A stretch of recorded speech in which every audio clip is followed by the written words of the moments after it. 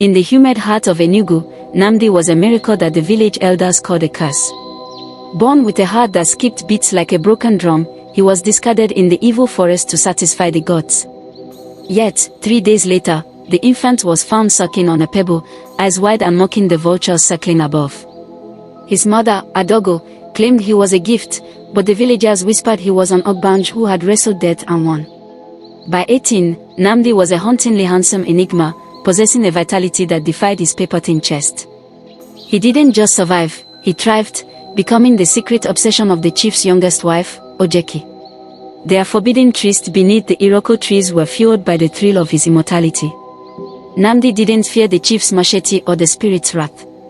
He simply, stubbornly, refused to stop drawing breath. Ojeki's infatuation became a dangerous game of shadows. One evening, she slipped Nnamdi into the palace pantry, her fingers tracing the scar on his chest where a spear had once glanced off his skin.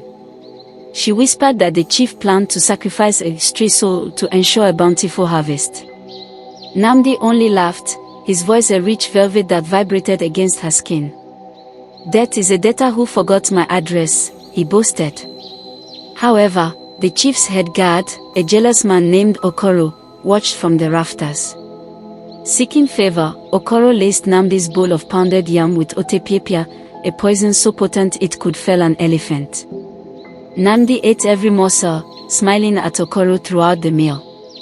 By midnight, Nnamdi's skin turned a ghastly grey, and his pulse vanished. The village rejoiced, believing the curse was finally broken. They didn't see Ojeki weeping. The burial was a spectacle of feigned mourning and hidden relief.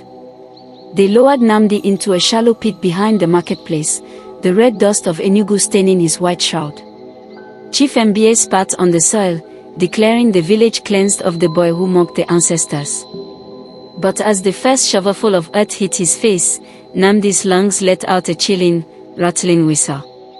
The crowd froze. Inside the dark earth, his heart didn't beat, it surged with a cold, unnatural heat. By midnight, the ground began to heave.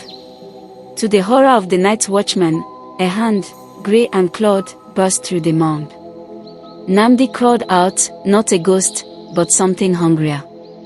He didn't head for his mother's hut. Instead, he marched straight toward the chief's compound, his eyes glowing like embers in the harmattan haze. He wasn't just alive, he was reclaiming his throne. Nnamdi didn't storm the palace with a blade, he walked through the front gates with the calm of a returning king. The guards fell to their knees, paralyzed by the sight of the death-kicked boy they had buried hours before. Chief Mba emerged, trembling, his ceremonial staff shaking in his withered grip.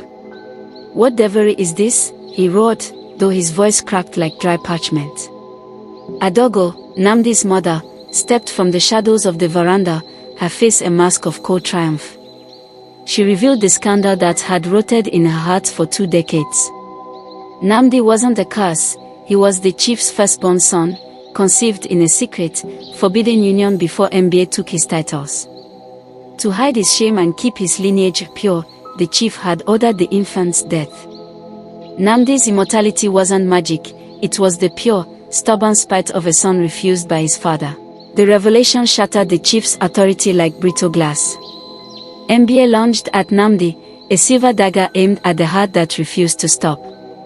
The blade sank deep into Nnamdi's chest, but no blood flowed. Instead, Nnamdi gripped the chief's wrist, his touch as cold as the grave he had just escaped. "I have tasted the dirt you gave me, father," Nnamdi whispered, his voice echoing with 1,000 ancestors. He didn't kill the old man, he simply let go. Mba, consumed by terror and the weight of his sins, collapsed into a catatonic state, his mind fractured forever. Nnamdi didn't take the throne, he burned the palace to the ground, Ojeki by his side as they vanished into the mist. Now, when the Nigerian moon is full, villagers tell of the boy who cannot die, a living shadow ensuring that no secret remains buried.